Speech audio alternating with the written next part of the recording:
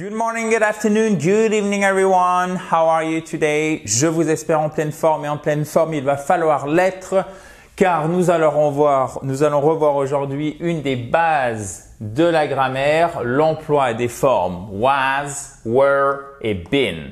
Ok? Donc premier distinguo à faire et c'est vraiment l'objectif de cette vidéo, vous améliorer en grammaire anglaise sur quelque chose qui est fondamental. C'est trois formes. La première chose à laquelle vous devez absolument prêter attention, c'est le fait que to be, c'est à la fois ça peut être un verbe, d'accord? C'est à la fois un verbe, donc le verbe d'état être.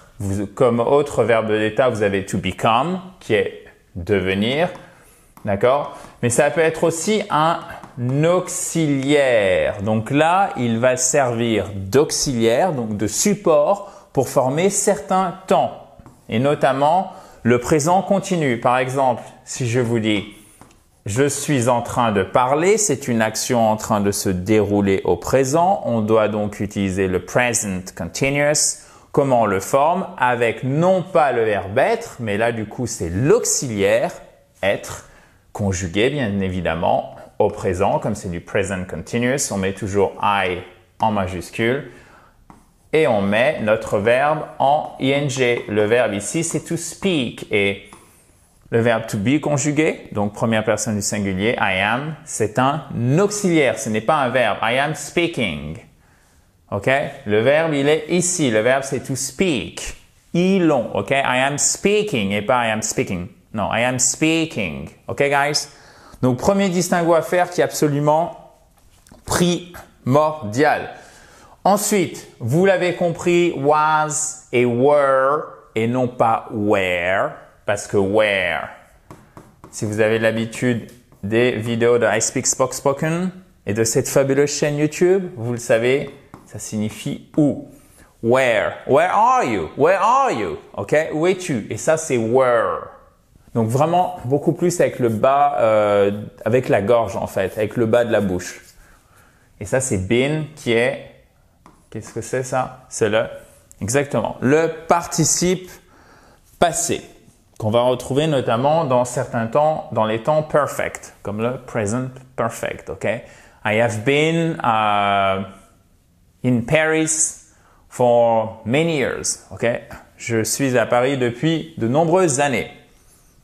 Ça vous paraît un peu nébuleux? Pas de souci, on va revoir ça tout de suite, chers amis.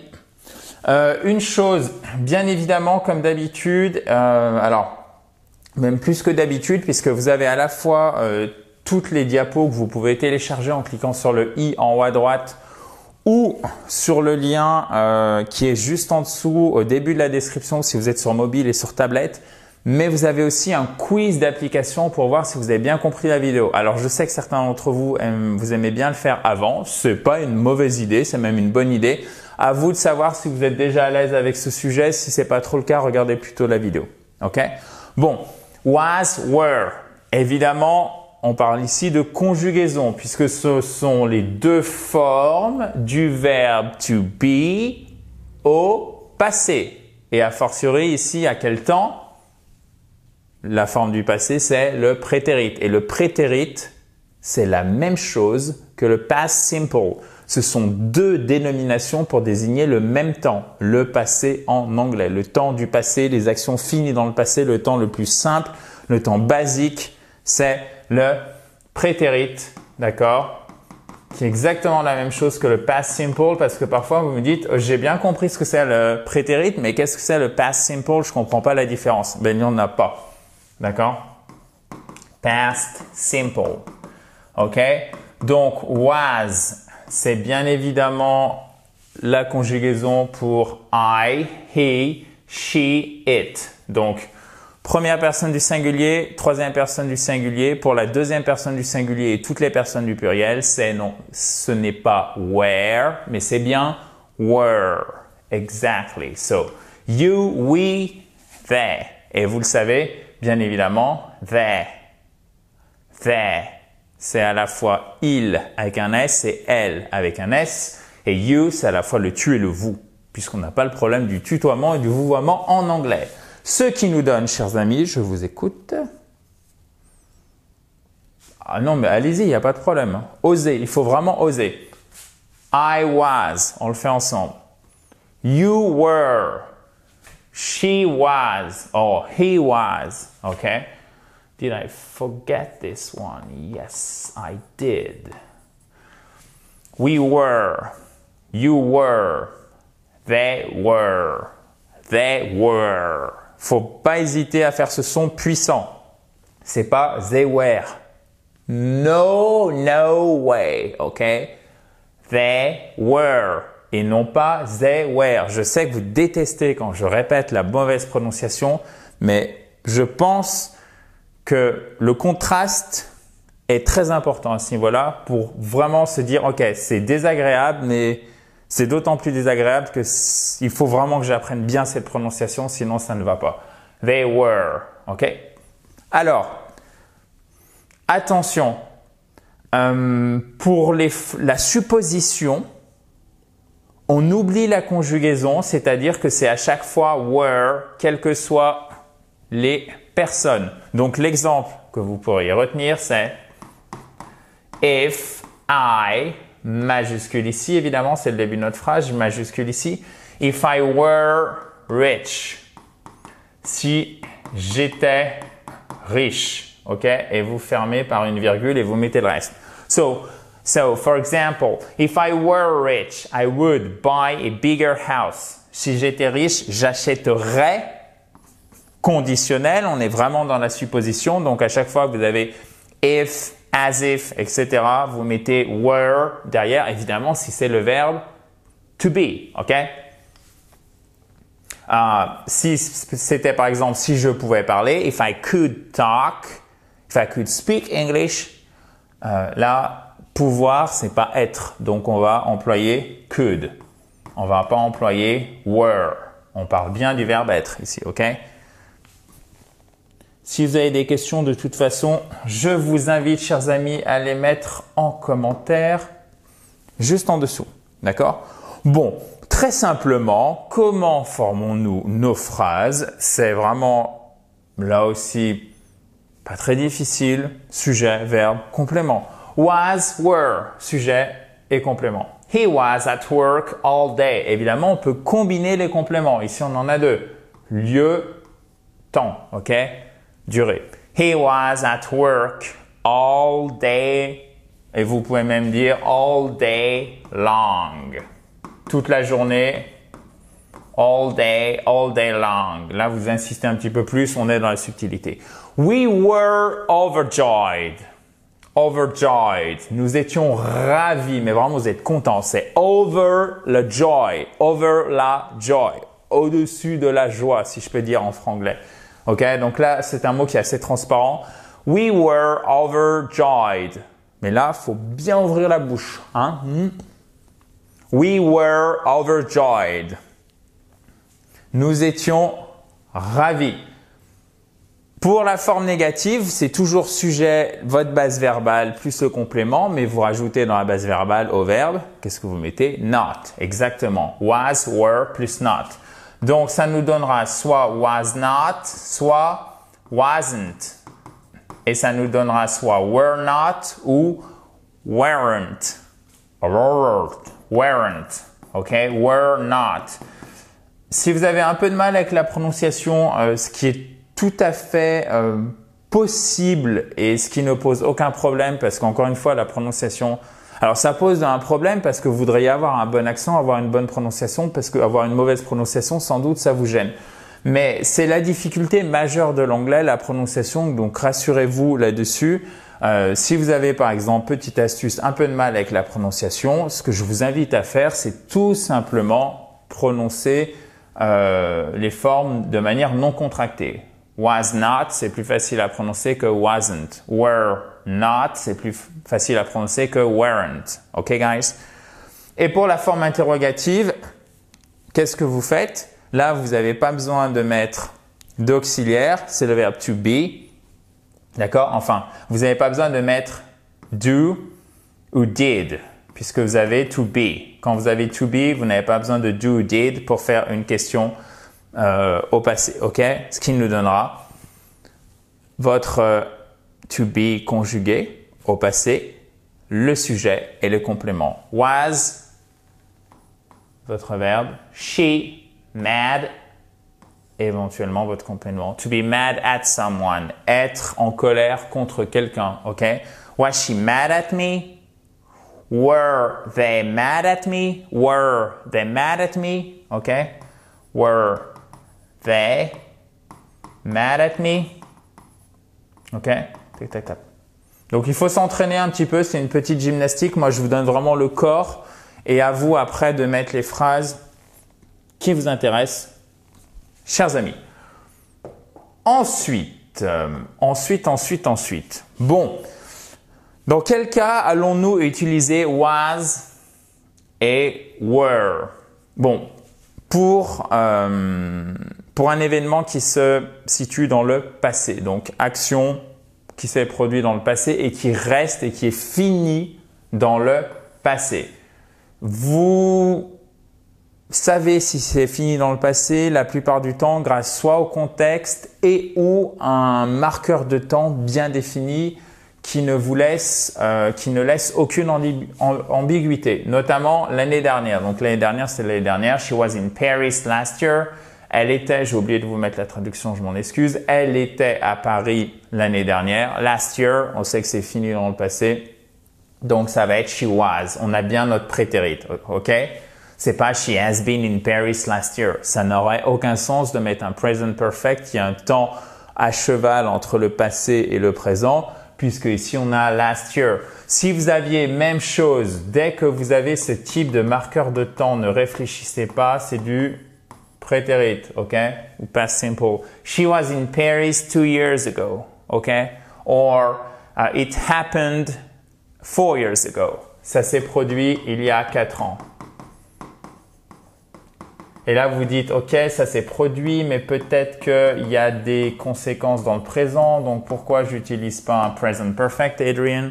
Parce que quand une personne, elle dit 4 years ago, elle veut insister sur le fait que c'était il y a 4 ans. Elle veut pas insister sur les éventuelles hypothétiques conséquences dans le présent. Donc, du coup, comme elle insiste, comme la personne qui émet cette phrase, elle insiste sur le fait que c'est 4 years ago, c'est ce qui nous intéresse, c'est ce qui est important dans la phrase. Du coup, ça va déterminer le temps qui est utilisé et il s'agit bien évidemment pour le verbe to happen. Cela s'est produit il y a 4 ans. Cela s'est produit il y a 4 ans. C'est bien donc évidemment un prétérit. OK? Pour parler, mais ça c'est la même chose, c'est le pendant action terminée dans le passé, état passé, mais vraiment qui est fini, d'accord? La même chose. Past simple, I was sad when they left. I was sad when they left. J'étais triste quand ils sont partis. OK? Et là, ils sont partis dans le passé, c'est fini. OK? Ils sont partis, ils vont pas revenir. Ici, on a un passé composé. Donc, faites attention. Ce n'est pas parce que vous avez un passé composé en français que vous avez un present perfect en anglais. Pas du tout. Vous allez me dire, mais comment je sais si c'est when they left, etc. Comment je sais si c'est un prétérit ou un present perfect? Il vous faut du contexte. Évidemment, de but en blanc, j'étais triste. Bon, là, on sait que c'est vraiment dans le passé. Il n'y a pas de souci. I was sad. Quand ils sont partis, on pourrait se poser la question, quand ils sont partis, non, mais en fait, est-ce que ça a des répercussions dans le présent? Mais avec du contexte et même très logiquement, quand ils sont partis, on voit bien que ils sont partis, c'est fini, il n'y a pas de conséquences. Du coup, on ne se pose pas trop de questions. Past simple. Donc, prétérit, OK? Qui est évidemment ici le prétérit du verbe to leave. Exactement. Chers amis, ensuite, comme je vous le disais, quand vous avez si, j'étais, quand vous avez de la supposition, donc quand vous avez ces petits mots du style if, as if, quand vous avez aussi le verbe wish, souhaiter, ok? Suppose, évidemment, puisqu'on parle de supposition, vous mettez derrière were à toutes les personnes. Par exemple, I wish you were here. J'aimerais que tu sois là. Et vous allez entendre très souvent des anglophones qui vous disent, par exemple, if I was rich.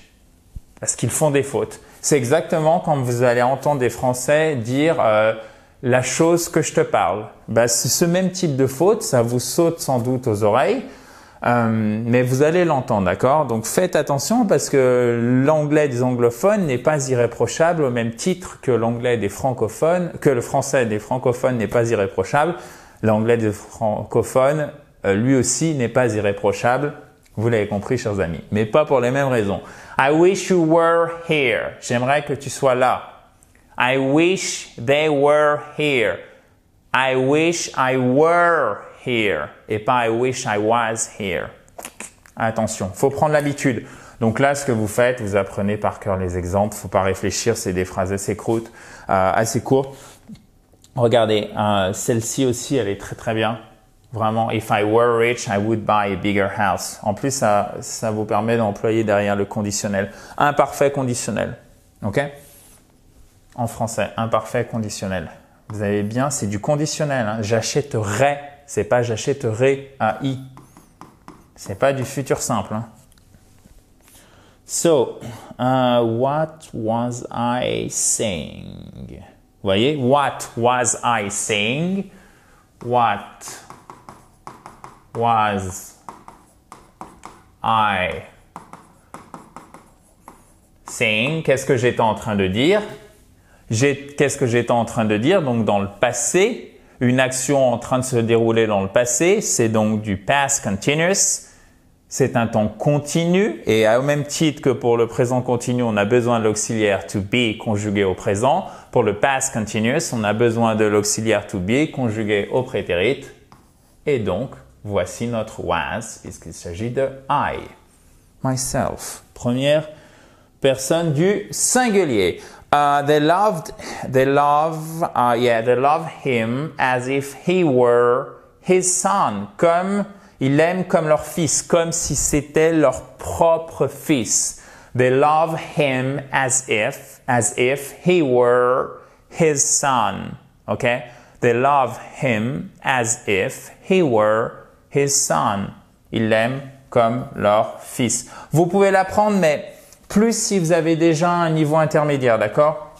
Si vous avez un niveau débutant, le premier. Niveau intermédiaire, c'est pour ceux, le deuxième exemple, pardon, c'est pour ceux qui ont plus un niveau intermédiaire. Parce que sinon, j'ai peur que ça soit trop complexe. Notamment au niveau prononciation, celle-ci, elle est vraiment pas facile. Il faut accepter, surtout au début, de se concentrer sur l'essentiel. Si vous avez du mal ou si c'est plus complexe, plus compliqué, vous voyez que c'est trop dur d'utiliser, pas forcément de comprendre, puisque ici je pense que c'est bon de réutiliser assez facilement des structures vraiment complexes comme celle-ci, c'est tout à fait normal. Au début, on se concentre sur l'essentiel, d'accord? Je tiens vraiment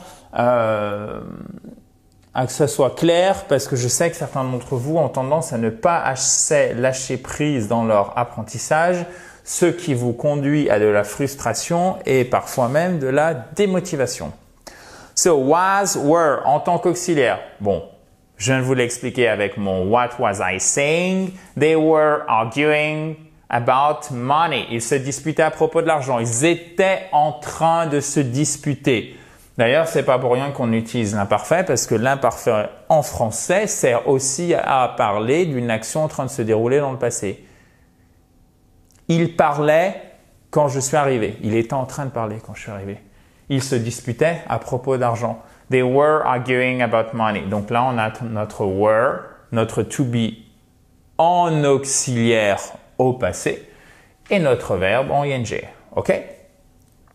On les utilise aussi pour la voix passive. Alors, la voix passive, je ne vais pas tout vous décrire aujourd'hui parce que ça serait trop et je pense que ça pourrait mener à des confusions chez certains d'entre vous, à juste titre d'ailleurs. Mais comment ça se passe, la voix passive? On lui a dit qu'elle viendrait. On m'a dit qu'elle viendrait, ok? So, I'm told, on me dit qu'elle, I'm told she will come. On me dit qu'elle viendra. Présent. I was told she would come. Vous voyez? Ici, on a du présent, ça devient du prétérit. Ici, on a du futur. On met un conditionnel quand c'est de la forme passive au passé, ok? On redescend d'un cran à chaque fois. Présent, passé, futur, conditionnel. I was told she would come. Si c'est un peu nébuleux, en fait, parfois, il faut être un peu tactique. Ceci est un cœur, chers amis. Vous retenez les exemples, en fait. Et après, ça viendra tout seul, d'accord?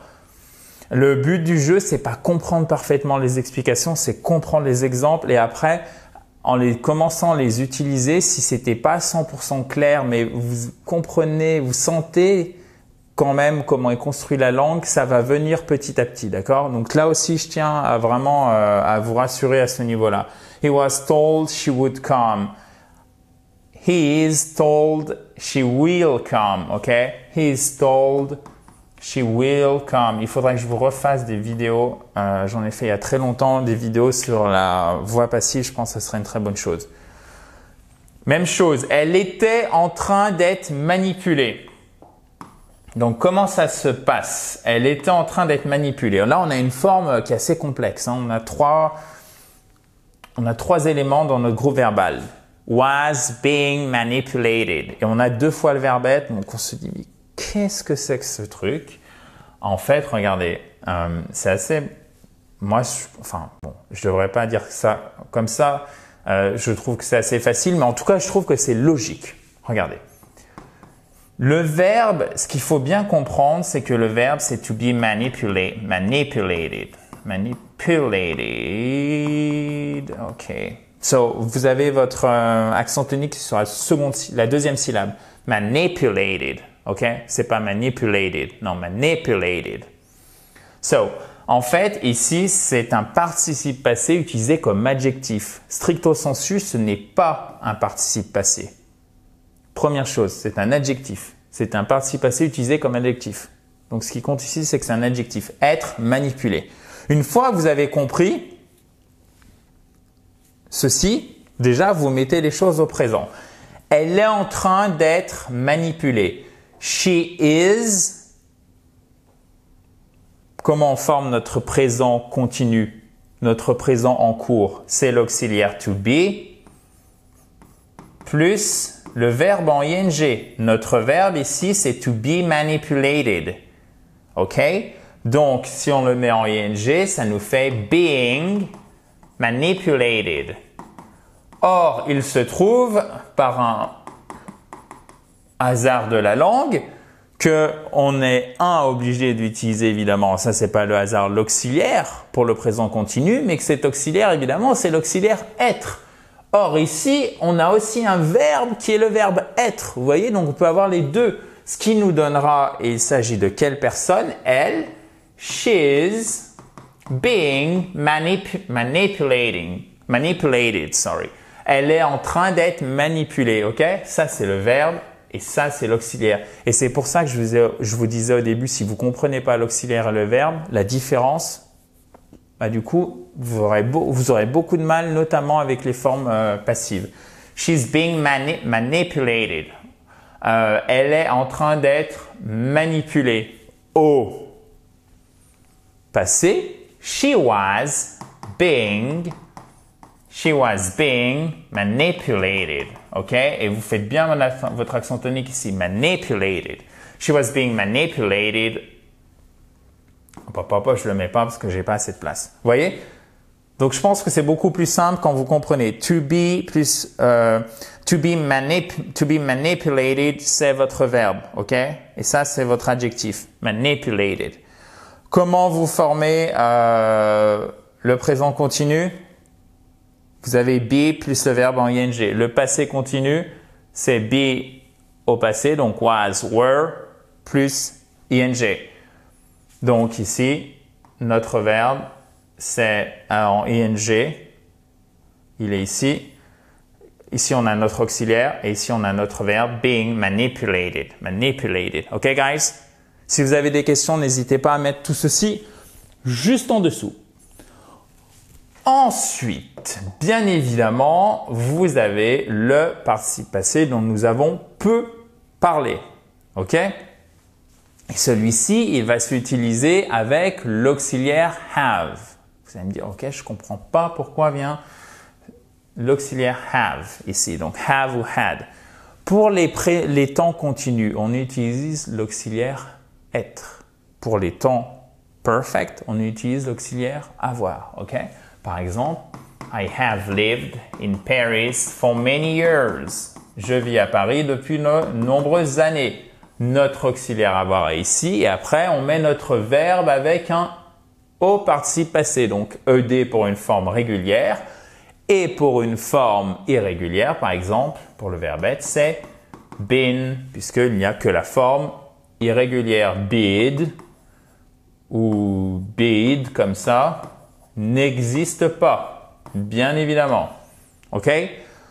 Donc, vous l'utilisez notamment pour le present perfect, c'est le temps parfait, le temps perfect le plus courant en anglais, qui indique une action qui commence dans le passé, qui continue dans le présent ou qui a des répercussions dans le présent. OK? Par exemple, I have been sick since Monday. Je suis malade depuis lundi. Et là, vous allez me dire, Adrien, mais pourquoi je n'emploie pas, pour ceux qui sont les plus pointus d'entre vous, pourquoi j'utilise un present perfect simple et non pas un present perfect continuous? OK? Pourquoi je dis pas I have been being sick since Monday? Parce qu'avec le verbe to be, comme c'est un verbe d'état, c'est la même chose avec le verbe to live, tout le verbe become. Avec le verbe become, vous n'avez pas besoin d'employer des formes perfect et continue en même temps. D'accord? Vous employez seulement des formes perfect simples. I have been sick. I've been sick since Monday. Je suis malade depuis lundi. Alors, pour ceux qui n'ont pas compris l'explication, ce qui est tout à fait normal, à moins que vous ayez déjà un bon niveau vraiment intermédiaire en grammaire, minimum. Regardez.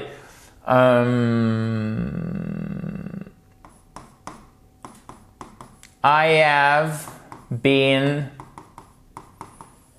painting. OK?